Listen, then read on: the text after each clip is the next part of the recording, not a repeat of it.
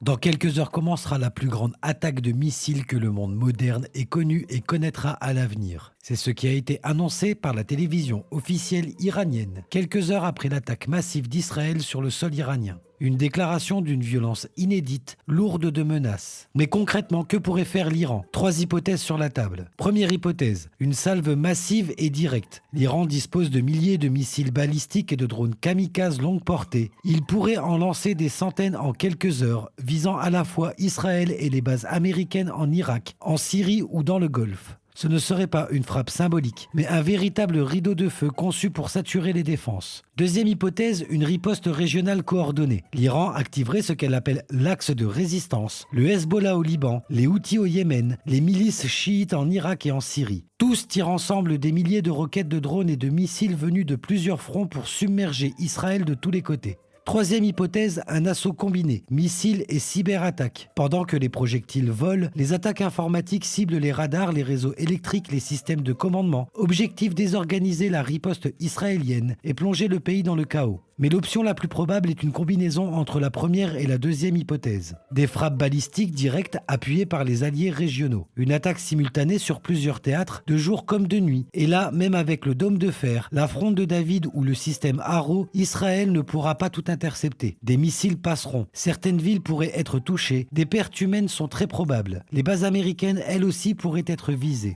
Et si cette attaque a bien lieu, alors ce ne sera plus une guerre par procuration. Ce sera un basculement vers une guerre ouverte, régionale, peut-être même mondiale. L'Iran dispose d'un casus belli pour frapper Israël. Cette déclaration annonce une attaque sans précédent. Après que leur leader ait appelé la population à se préparer à une guerre longue, tout est possible. L'Iran ce soir décidera de l'avenir de millions de personnes dans sa réplique. Feront-ils un coup de force pour ne pas perdre la face et viser uniquement Israël et ses infrastructures militaires? Cibleront-ils les villes et les populations civiles? Déclencheront-ils un conflit direct avec le plus grand allié d'Israël au risque de démarrer un conflit mondial en attaquant les bases américaines? Les heures à venir pourraient bouleverser définitivement la face du Moyen-Orient et du monde.